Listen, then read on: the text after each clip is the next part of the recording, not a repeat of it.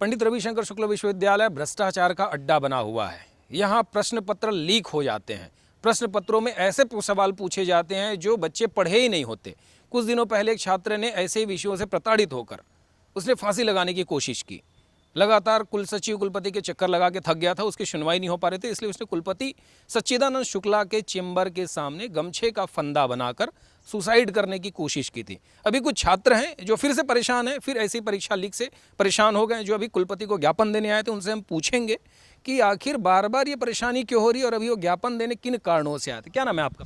मेरा नाम भोजराज चौहान है, जिला उपाध्यक्ष है NSUI। क्या परेशानी है, क्या ज्ञापन आपने सौंपा? अभी यह वर्तमान में भी परेशानी ऐसी है कि 20/6 को जो LLB की यूनिवर्सिटी के अंदर एंट्रेंस एग्ज़ाम हुआ था, जिसमें उन्होंने 12वीं स्तर के क्वेश्चन पूछने चाहिए थे एंट्रेंस एग्ज़ाम में, परंतु यूनिवर्सिटी प्रबंधन द्वारा छात्रों को मानसिक और शारीरिक प्रताड़ना देने की नीयत से उन क्वेश्चनों में LLB स्तर के क्वेश्चन को पूछा एंट्रेंस में, जिसको बच्चा पढ़ा ही नहीं है, उस क्वेश्चन को पहले पूछ दिया गया। तो जो सरासर छात्रों के साथ गलत है, तो हम चाहते हैं कि वो परीक्षा को रद्द की जाए और वापस पुनः परीक्षा आयोजित की जाए। ऐसा कैसे हो गया? क्या इसमें परीक्षा विभाग ध्यान नहीं दिया? ये चूक किसकी वजह से हुई होगी? किसकी गलती रही होगी? तो भैया जरा सर पूरा प्रशासन का लापरवाही का मामला है। कभी भी कोई पेपर पहले हो जा रहा है, कोई पेपर बाद में, किसी में जो सिलेबस नहीं, आउट ऑफ सिलेबस क्वेश्चन पूछा जा रहा है। हमारी टीम NSUI द्वारा हमेशा लगातार 1.5 महीने से यूनिवर्सिटी हर दिन आते, कोई ना कोई एक हमारा साथी कुछ न कुछ गलत कार्य करते रहते। हर पेपर में खराबी, क्वेश्चन में क्वेश्चन खराब, कभी पेपर आउट ऑफ सिलेबस है, कभी कुछ, हर प्रशासन इनका खराब है बहुत ज़्यादा। अभी विश्वविद्यालय के कुलपति से आपकी चर्चा हुई होगी, क्या उन्होंने कहा? कुलपति शुक्ला जी से मुलाकात हुई क्या आपकी? कुलपति जी से मुलाकात नहीं हुई, कुल सचिव जी से मुलाकात हुई। उन्होंने आश्वासन दिया कि पेपर को पुनः आयोजित कराएंगे करके। जी। ये कुल सचिव डॉक्टर शैलेंद्र पटेल है ना? जी। इनकी योग्यता को लेकर भी सवाल उठ रहा था। कहा गया कि उनकी PhD MPhil की डिग्री फर्जी है, उनका चयन भी फर्जी है। आपको जानकारी है? जी, ऐसा हमने देखा था, ऐसा बहुत सारी मुद्दा उठे थे और बीच में उनका ट्रांसफ़र होने का भी बात आया था, पर अभी तक कुछ क्लियर नहीं हुई है कि क्या होना है। तो जिस विश्वविद्यालय का रजिस्ट्रार ही फर्जी हो, जिसकी योग्यता पर ही सवाल उठे, तो उस विश्वविद्यालय में होने वाली परीक्षाएं तो फर्जी होगी या उन पे गड़बड़ियां तो होगी। उसको लेकर आप लोगों का क्या मानना है, क्या सोचते हैं? गड़बड़ियाँ तो लगातार हो रही। अभी लास्ट सेमेस्टर एग्ज़ाम जो चल रहे, जो आज भी आयोजित था, लगभग 15 दिन हो रहा है इस पेपर को शुरू हुए, पर अभी तक 3 से 4 ऐसे केसेस आए जिसमें परीक्षा प्रश्न पत्र में गड़बड़ी पाई गई है। कभी दूसरे प्रश्न पत्र दे दे रहे हैं, कभी आउट ऑफ सिलेबस दे दे रहे हैं। सबसे बड़ी वजह मुझे तो ये लगता है कि विश्वविद्यालय सिर्फ आश्वासन देता है, कर्मचारियों के ऊपर जो दोषी अधिकारी उनके ऊपर कार्रवाई नहीं करते, तो बढ़ावा मिलते जा रहा है और इन लोग अपना काम चलाते जा रहे हैं। तो इतनी गड़बड़ियां हो रही है, ज्ञापन पे ज्ञापन सोचते हैं। आप लोग छात्र संगठन से NSUI से आप लोगों ने ज्ञापन सौंपा, तो उसके बाद कोई एक्शन ले रहे हैं? प्रबंधन का क्या कहना कि कोई समय सीमा निर्धारित की है इन चीज़ों के लिए?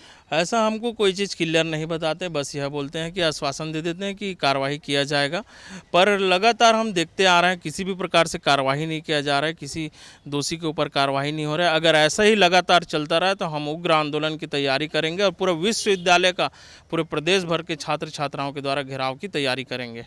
कार्यवाही क्यों नहीं हो पा रही? गड़बड़ी को क्या कोई संरक्षण दे रहे हैं क्या? हमें तो लगता है संरक्षण मिल रहा होगा तभी नहीं किया जा रहा है। संरक्षण हो सकता है। अब इसका अंदाज़ा नहीं है, पर जरूर किसी न किसी के संरक्षण में होंगे, तभी कोई छात्रों की सुनवाई ही नहीं हो पा रही है। विश्वविद्यालय में जो परीक्षा विभाग होता है वो सीधे कुल सचिव के नीचे में होता है, और वो जो विभाग होता है बेहद गोपनीय होता है, और उसकी सीधे रिपोर्टिंग होती है कुल सचिव को। तो इस विषय में क्या कुल सचिव जिम्मेदार नहीं है? कुल सचिव जी का तो जिम्मेदार बिल्कुल होना चाहिए, क्योंकि वो एक कुल सचिव है इतने बड़े विश्वविद्यालय के, उनको तो जवाब देना चाहिए, उनको कार्रवाई करना चाहिए, पर ऐसा कुछ देखने को तो बिल्कुल नहीं मिलता हमको। अच्छा, दूसरा एक विषय था, एक जो छात्र लास्ट टाइम वो फांसी का फंदा लगा रहे थे, वो शायद आप ही थे क्या? क्यों फांसी का फंदा लगा रहे थे आप? क्या मसला था?